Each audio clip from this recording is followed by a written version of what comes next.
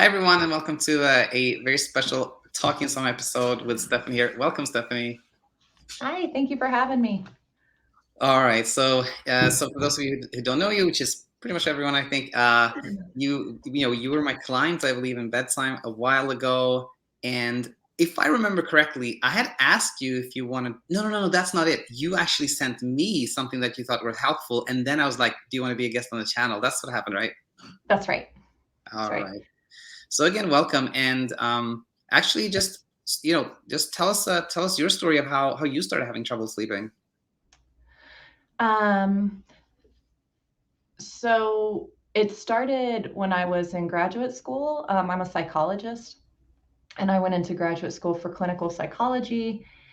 And I was really nervous about being in the program and kind of had some imposter syndrome surrounding that. And so was really focused on performing well, proving myself there. And I just remember a couple of nights, like I think it was before a big presentation. I couldn't sleep. And then it's kind of hard because it's been so long, but my guess is that my thought process was like, oh my gosh, I'm so exhausted. I don't know how I'm going to do this presentation. And then I did it. And then I was like, oh, but I have this other thing tomorrow. So I'm sure I'll sleep better before then. So I'll be prepared for that one because I barely skated by in the last presentation, being on no sleep and all. And then I just kept putting more and more pressure on myself to sleep well, which made it worse. And then also, looking back, I got into the mindset of I'm weird, I'm odd, there's something really wrong with me, the fact that I can't sleep. And then one thing I think kind of lucky about my journey is that I think just because I was in a psychology program, I was pretty quickly able to identify that it was a thought process issue. Like I didn't go to I'm having a medical issue or there's something wrong with my neurotransmitters or something like that. I was like, I got really freaked out and anxious, and now I'm like stuck in this thought process that's keeping me here. Um, so I went to a few different psychologists to get help with it. Um, and because it was happening off and on, it wasn't like a all the time thing, but just kind of off and on, especially when I had like big deadlines or presentations coming up. So, but I did go see some people about it to try to get some help. Um, and there was like a mix of helpfulness that came from it.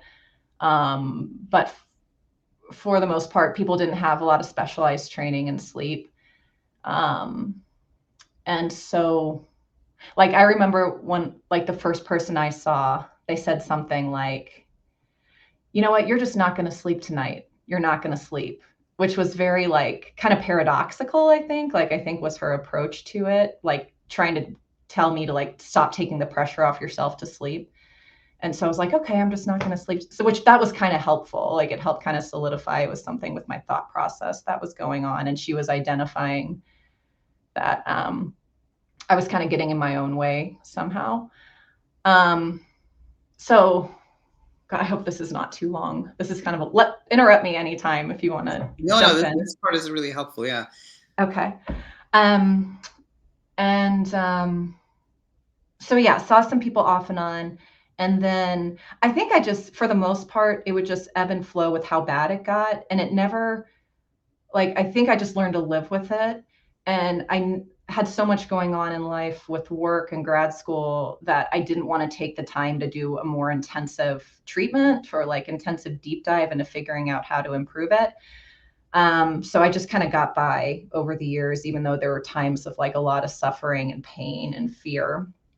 Um, and then I had my son last year. And he woke up a lot during the night, and I kept hearing this message of sleep when the baby is sleeping. And I think it just really exacerbated everything, and it got worse than it's ever been. maybe I'll stop there. But Yeah, and then that's when I was like, I need to figure this out. Like, and I had some more time on my hands than other time in life to like work on it, because I could just find time to like look up your channel or like find some different treatment resources that I hadn't put in the effort before. But kind of this year I threw up my hands and I was like, I got to figure this out. I'm tired of living like this. And that's how I eventually came upon your channel. yeah, no, absolutely. Let's take like a quick pause there. And there were like two questions that came up as we were speaking here. And firstly, when you saw, psychologists, did they offer any type of like explanation of what was happening? Like the one you took Mhm. out, I mean, she was onto something, but there was no real explanation, right? No, she really didn't. She just kind of said that was the main. She listened to me like vent about my sleep for a while and then said that. And then I came back shortly after because it had gotten better from that. Like really, that was like took a lot of pressure off and it got better.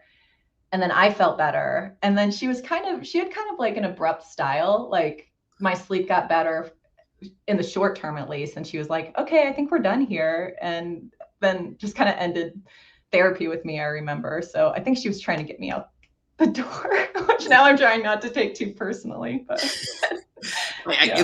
I truly believe there's nothing personal about it. But imagine like, you have a client and you said something that actually helped, then you're like, okay, good, help, now I'm done. Because I mean, honestly, and this is something I think we could talk a little bit about. It's like I think insomnia just falls between the chairs because it's not Oh, really a yeah. medical issue, it's not really Yeah. a psychological issue. Nobody knows about it, and then of course she's kind of not comfortable. She's just like, okay, good, we're solved. Like let's end it here, Yeah. something like that, right? Yeah. I think that probably had something to do with it. That, like, just speaking from my own experience and clinical psychology training, like we we didn't get a lot of training on what it was, and now um and like how common it is. And I listened to a lot of the podcasts about how, like, I was trained this is a sleep disorder, like this is a sleep disorder. And more I'm like, wow, this should really be moved into the anxiety or like kind of OCD category of mental health diagnoses, because it has much more like of that flavor. And I think it would help with training and patients too. Because I think, yeah. So, and then, so I think people don't really know what it is when you walk into a therapy office, and they'll grab whatever tools they have and do the best that they can, which can be helpful, but I think it um, doesn't lead to some of the more sustained change Yeah, over time. 100%. That's super interesting to me. And yeah, I didn't know that it was taught as like this is a sleep disorder. But now I remember I had another guest who is a psychologist, and he one thing he said when he was a guest, he was like, I think it's not a sleep disorder, it's an anxiety disorder. And to me, it's like, yeah, I think so too. But I didn't realize it was kind of it was a big shift in his thinking to see it that way. But now I understand it more. Uh, Yeah. Yeah. And I forgot one part. Well, actually, go ahead. There was one more part of like my journey I was going to add in that might be important. But okay, yeah. Now actually say it now so we don't forget it. okay. That just a reminder that like in my training for graduate school, what I had learned about insomnia is sleep restriction and stimulus control. And in fact, just kind of like ironically, I led a group for insomnia during graduate school and taught sleep restriction and stimulus control. But I didn't practice it myself, which is kind of embarrassing. But I just kind of did what I was told to do and was like, this works and da da da. And I feel some like kind of embarrassment about that now, because I earlier when I started having more sleep problems this year, like it was like the worst it's ever been. I was like, okay, I'm going to do sleep restriction. This is the gold standard. And so I tried it on myself, and it like it kind of brings tears to my eyes thinking about it, because I just found it to be really awful. And Yeah, like it kind of backfired, and it was a little traumatic, I think. And it was and so that was another important insight for me, that like I think a lot of psychologists hear sleep restriction, stimulus control is the gold standard. And so they go to that with a lot of hope and confidence, and it can be kind of detrimental for patients now. They say I've been trained like, don't ask a patient to do anything that you wouldn't do yourself. And now looking back, I don't think I followed that advice. Like I wish I had done it earlier, because I like recommended sleep restriction to a lot of patients, and Yeah, yeah, yeah. I wouldn't do that now. Yeah. Oh my gosh. No, I mean, same on my end. When I'm, as you probably know, my background is I was a working sleep doctor. Now I'm just doing Mhm. this coaching thing. But I mean, I've done it so many times. To told people, okay, get up at this time, go to bed at this time, and they come back, and then I'm like, okay, you didn't work. Okay, then we have to tighten the window even more. And now I'm like, oh my Mhm. god, what was I doing? That's terrible. But we don't know better, Yeah, in the beginning. that's a So. good way to. Yeah, that's true. Um, but okay, so going back to your story here, like, so you've had this kind of intermittent, like insomnia was mainly when there was an event or some type of Mhm. pressure, which Yeah. a lot of us have. So you didn't think so much of it, and then there was that period where it sort of escalated, but you got that what she said helped, and then you had your son, and you heard this sleep when the baby sleeps. Did that just sound kind of didn't make sense to you, or did you sort of try it? I knew that as soon as I heard that, I knew that activated my anxious thoughts, my fear of, I'm like, I know that's going to be bad to try to follow that advice. So I tried not to take it to heart and like try to put pressure on myself, but there was like a little bit more pressure in the back of my head, like that I couldn't do away with. But I'm like, I know that will get me into trouble if I try too hard Okay. to do So, that. yeah, I'm sure it Um, would have. And now yeah. what I hear, a very common story I hear is that, I had a baby, there was a lot of stress, I had a lot of trouble sleeping. And then often it's like when my baby started sleeping more, then actually I found that I didn't sleep anymore. That's a Yes. common story. I don't know. Was it like that for you? Yeah, definitely. And I think it was a mixture of like just kind of hypervigilance. Like your body is used to waking up every 2 to 3 hours. And so it's kind of like getting out of that pattern. But also, like, it was a weird kind of mind thing where I don't know, like, I had an excuse for not sleeping well, which was my baby. And now that that excuse was gone, now there was no reason not to sleep well. And so then when I didn't sleep well, and it was because of this anxious thoughts a lot of the times, and I could go into what those were, but when I didn't sleep well, it was more like it's my fault. There's something wrong with me. I should be able to sleep really well right now because my baby's sleeping well now, which made it all worse. And Yeah, no, it makes so much sense to me. It's kind of odd in a way that when when something's waking you up and you're like, it's normal not to sleep now, then we don't sleep so much, but it doesn't bother us so much either because it's not no right, self-criticism, all that stuff, right? that's But then it's right, like, that's now I right, don't have any, like, now I should sleep. And then if you don't sleep, then it's like, what's wrong with me? Why can't I do this? And all those things, right? right. That's Uh, exactly right. so so it's this now when it starts becoming kind of a real intense struggle? Yeah, that, and I think that was a big part of it right there. Because it also, I just got super hyper focused on sleep, I think generally, because yeah, it just became like a everyday conversation with sleep. How are you sleeping? How's the baby sleeping? How's no, no, no, no. So it was just always on my mind. I think that was part of it. And then also, like a lot of my insomnia was I'm going to perform poorly at work because I didn't sleep well. Like that was the pressurized thought process. But now I had my son, and it was like, I'm going to be a bad mom if I don't sleep well. And so it just was like this cloud of pressure, like piled onto it with my son. Like I'm going to be a frantic, nervous wreck mom if I don't sleep well, and then he'll be damaged or something like that. Yeah. Oh my Um, gosh. Yeah, I've heard this one before, and like that's have you? yeah. And as a parent, like I think we all as parents put a lot of pressure on ourselves to be a good parent. But I mean, this exactly that what you said. Like as a mom, if you don't sleep well, you're not going to be able to take care of your child. That's so much pressure. Yeah. I've heard that so Yeah. many times. I think it's special probably for first time moms when you're just like on edge about doing something wrong. And I hadn't been around babies at all. So this was such a learning curve for me, how to take care of another human that, yeah. So what were things to like? What were things like at this time? Was it like you had trouble falling asleep, staying asleep, both, or like you were up a lot, or what was it like?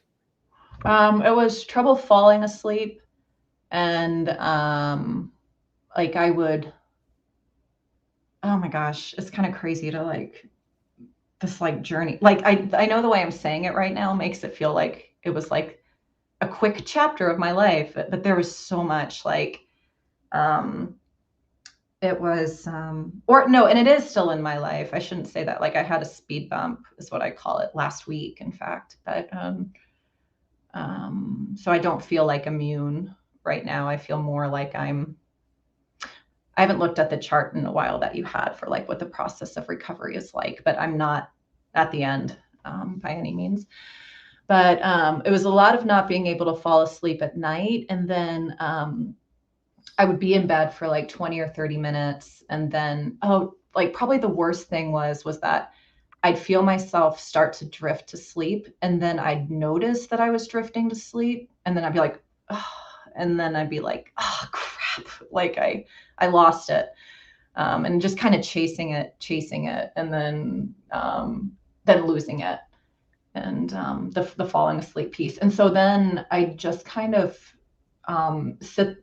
I tried a bunch of different approaches. Like I tried to watch TV shows to distract myself, and then I tried some act like meditation, like just kind of let the anxiety and feel it. And so just as I listened to your channel, I tried different approaches for when I'm feeling anxiety in bed.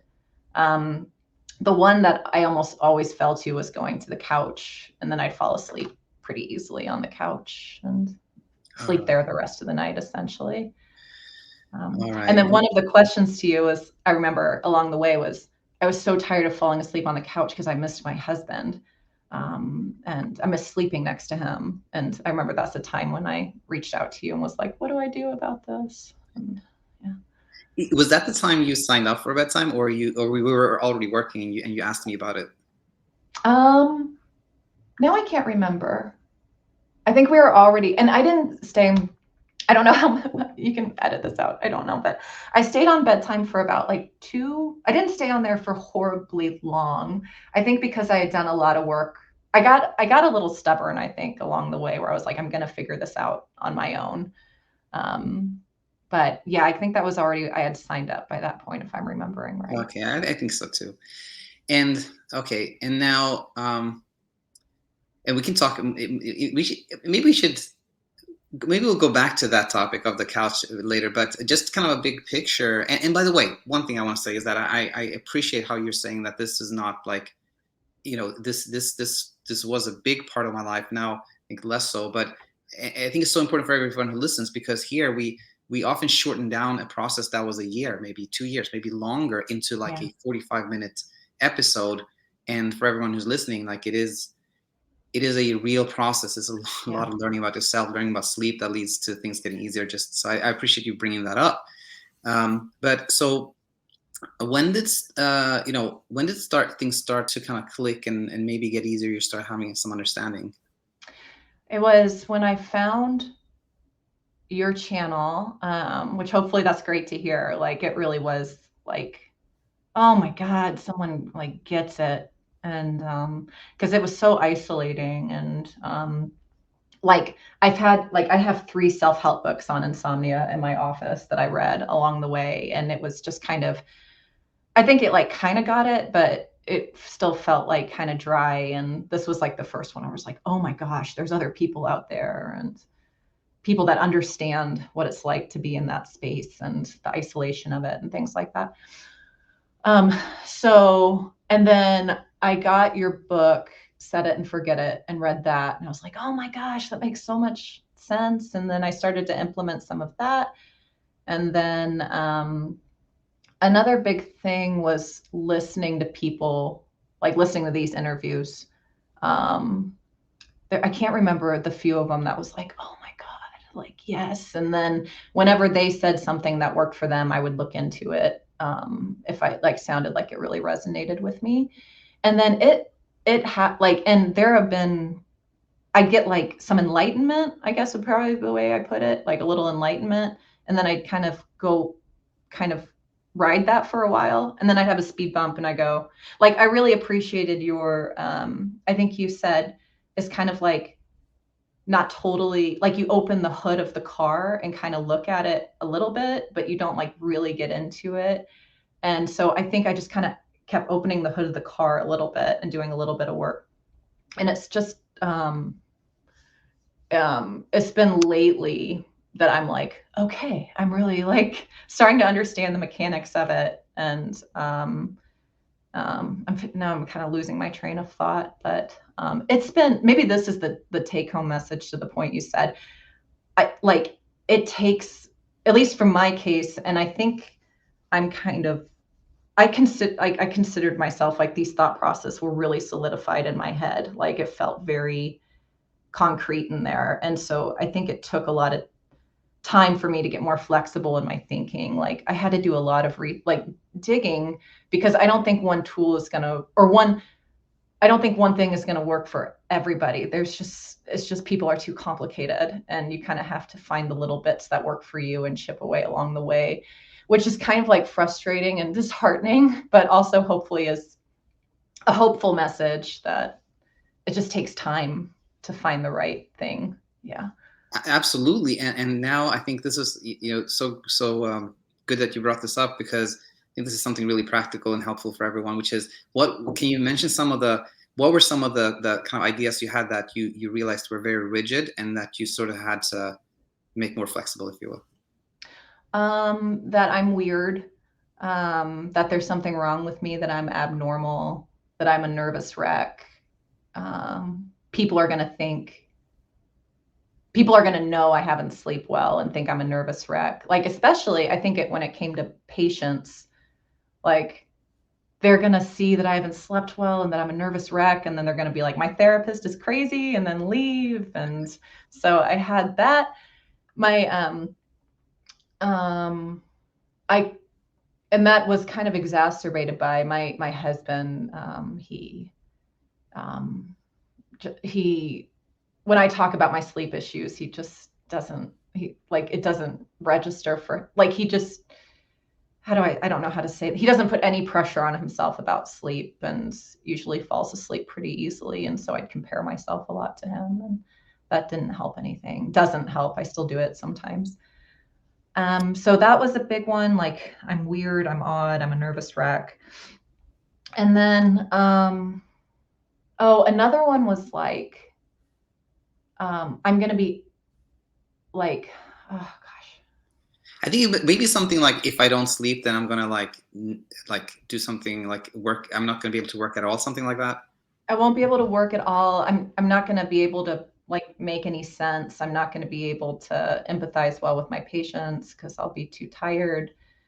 And I also like, I think I was kind of, there's been moments where my, like, I hope this isn't too much to share. Like, I had times when things were so bad, like I couldn't sleep, and I felt so alone, so isolated, so anxious, so hopeless, that I was like, I don't like, I had like a couple suicidal thoughts come up sometimes. And I I was like, and then forever I was scared about going back to those times when things got so dark, that like when I had trouble sleeping, it was like, oh my God, I'm going to go to that really dark place again. And it's gonna, it was like, so I think I was a little, I don't know if traumatized is the right word, but I was scared of things getting really, really bad again.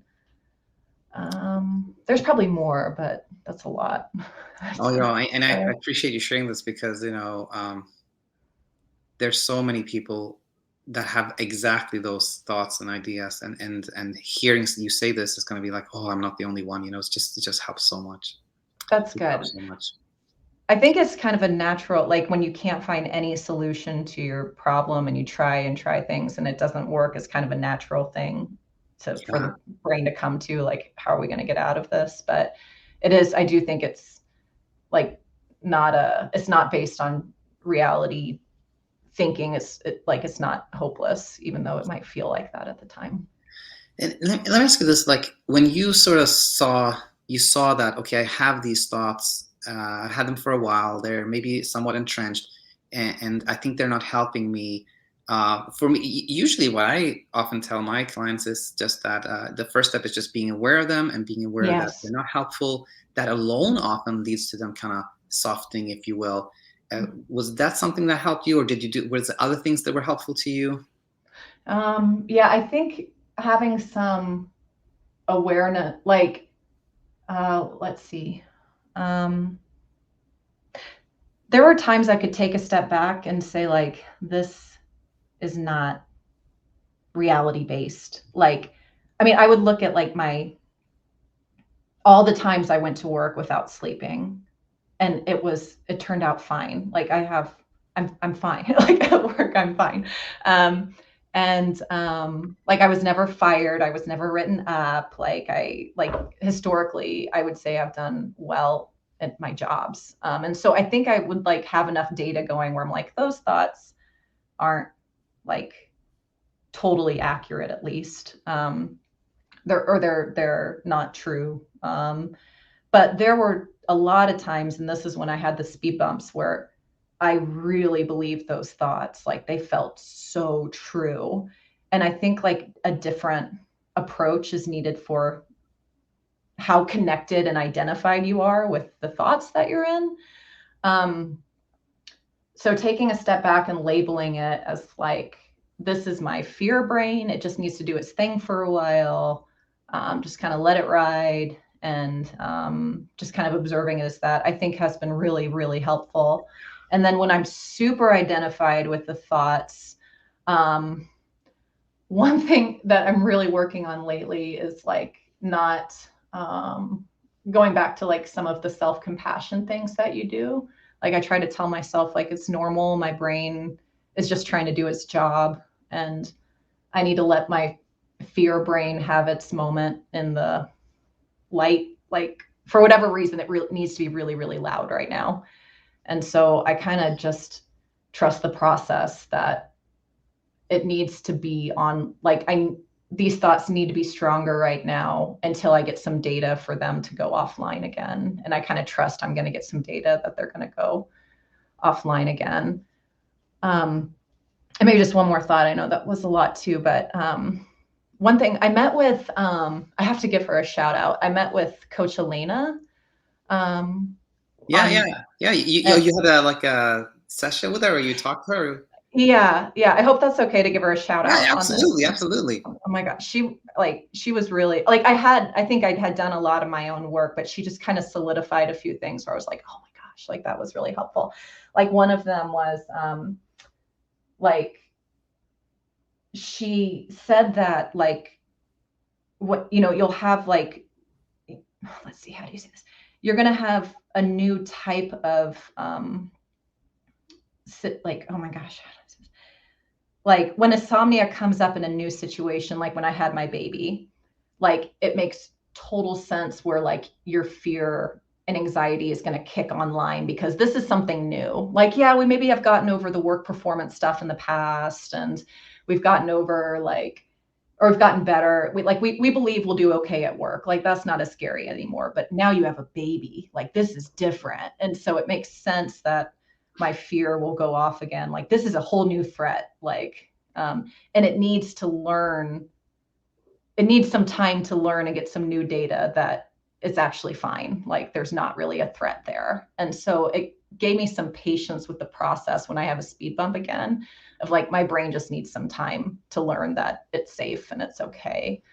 And just be kind of patient and compassionate with myself in the meantime. That makes so much sense, and yeah, Alina, she's amazing. So I'm Yeah. just so happy you connected with her. And what you said Yeah. before, it just makes so much sense to me. Like I think sometimes we have these kind of fleeting worry thoughts, and we can almost just kind of dismiss them. But sometimes when they're more like sticky, as I like to say, then Sticky. just kind of listening to them is, I think, more helpful. Yeah. And then Yeah.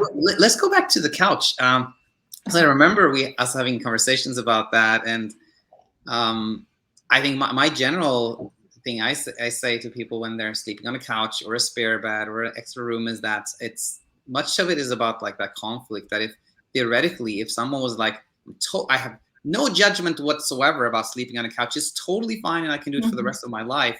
Well, maybe this is not a problem for them, but in reality, most of us don't want that. We want to sleep in our bed. So there's that kind of a conflict, and then you can either kind of theoretically work on the conflict, kind of be like, oh, it's okay if I sleep on the couch now. It's Yeah. kind of gentle there, or just be like, no, I'm not going to do it. I'm just going to go sleep in my bed and kind of face the fear, and Yeah. that's it. So that's kind of my general teaching. But tell us what your thoughts were, and what happened with that. I think that I think I agree with your teaching. Like that struck home for me. Like if someone's fine with sleeping on the couch, maybe the answer is just removing any judgment or self-criticism about it and just saying like, yeah, I sleep on the couch sometimes. I had roommates that would sleep like on the reclining chair watching TV to fall asleep, and they were like, they loved it. They were fine. So yeah, I think that could definitely be the just not having judgment towards yourself from it could be the solution. Um, and then, but for me, I found it as more motivation to figure it out, like face my fear, figure out what work I need to do to be able to sleep in my bed again, which I found it remotivating to like look at and like a frustrated motivate, like, okay, I guess I have to like put in more work to figure this out. Um, Kind of way to like figure out how to sleep in my bed again and get through the fear of that.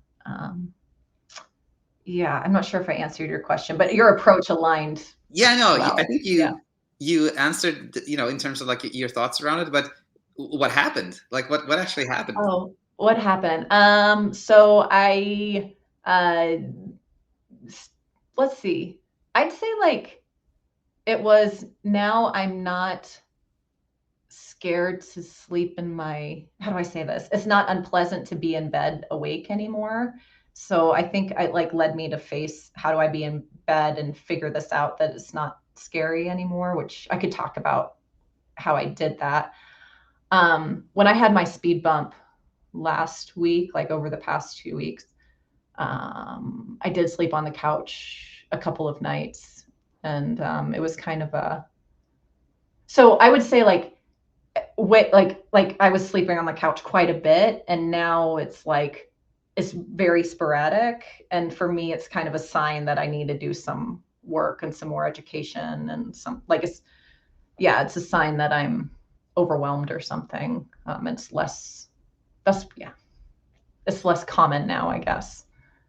Yeah, which is very nice. And did was it like, did you we can, let's say, when we were working together, and you had those questions about it, like, did you first sort of like do some kind of like change your thoughts around it, and then you kind of like, okay, now I'm going to go back to bed? Or did you like, okay, I'm just going to go back to bed and do it? Or what were the thoughts that helped, and how did you approach it? I think when you said about the bed piece, what did I do? Um, I think the biggest thing was I found it led me to go figure out, I forget what you said in the message, but it led me to try to figure out how to be in bed, how to cope with my anxiety in bed better. And the biggest thing that I noticed was like, this is like a act kind of approach to it, but like, oh no, you said maybe your anxiety just needs to be heard for a while. Like if you don't listen to it, it's just going to get louder and louder and louder. And I think that was a progress point for me to listen to it and be like, okay, anxiety, just tell me what you need to say. And then that worked. And then I just I kept doing that as opposed to try to force myself to stop being anxious. I just kind of was like, okay, I'm going to listen to you for a while. Tell me what you have to say. And then I think what I'd notice is eventually my anxiety would go up, but it would fall back down on its own. Like I didn't need to escape the situation. So I like, yeah, go ahead. Yeah, no, I was just like, that's so nice to hear. I'm just so glad to hear that, because it makes so much sense. Like when you listen, kind of the message can get really loud, but if you keep listening to it, then eventually the brain is like, okay, the message was heard. So then kind of the Yeah, anxiety goes down. yeah. And And then that, or yeah, go ahead. no, you go ahead. Well, And I mean, that was a big stepping stone for me to be able to stay in bed, was like listening to my anxiety, letting myself feel it. I think I was really like the like some other thoughts I would have when anxiety came up, it'd be like, this is intolerable, this is too painful, I have to get away from this anxiety. So it would lead me to escape it. And it was sort of like challenging the idea of, will this actually go down on its own? And it did. It did. And it not right away. I was probably in it for, I don't know, could probably go up to a half hour or something like that. But it eventually went down on its own. And as I just kind of, I was more an observer, allowing the process to happen, as opposed to like trying to talk myself out of my anxiety or um, distract myself from it. It was like, I'm just going to allow myself to feel it. And there were times even I would like amplify it. Like I'd like be like, try to like, I'd feel the anxiety in my body and I'd like say like, okay, I'm going to get it higher. Like it's sort of like a bring it on kind of way. And I think that helped too. Like it was sort of like, I'm not scared of my anxiety anymore. It's not going to hurt me anymore. And then it would just go down on its own. And I think kind of like data points like that over time for the brain is really helpful, as opposed to, this is something you have to escape. Like this is something, it's dangerous. Absolutely. Yeah. Absolutely. And I know you actually have to probably you have a patient in 10 minutes, is that so? Yeah. Okay, so we'll wrap up. But just I think maybe one last question was oh yeah, this one. To me, and I think what Coach Alina says is very similar. Is that these speed bumps are like, you know, basically there's a like this threat pops up again, and then we kind of learn again that there was no real danger, and so you let them be, you observe them, etc., and they happen less and less frequently. That's usually how I think about it. But do you feel like that's kind of the path you're on, or do you feel like there's yet like a little bit more you have to learn, or how do you see things going forward? What I see, that framework makes sense to me, but it's new. Like I came across it recently of how to think about it. So I'm like giving myself some time with it to see if that plays out. But for now, it makes a lot of sense to me. And I'm going to assume that's what's happening. Um, and I think going forward, I have superficially, or I have like in the short term, have a good adaptive mindset about things. And then I think I'm going to have more speed bumps in the future. I think I'm going to fall again, if that makes sense. I don't know if that's the best way to put Makes it, but I makes don't feel out of the woods or immune.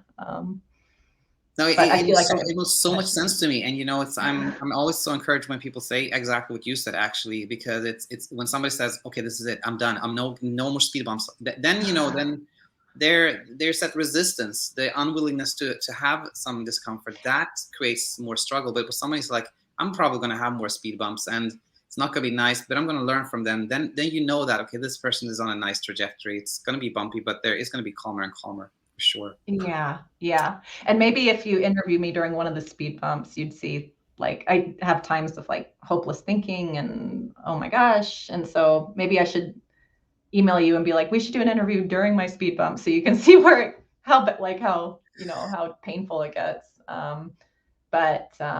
Yeah, I think I know what I'm going to do when I have one.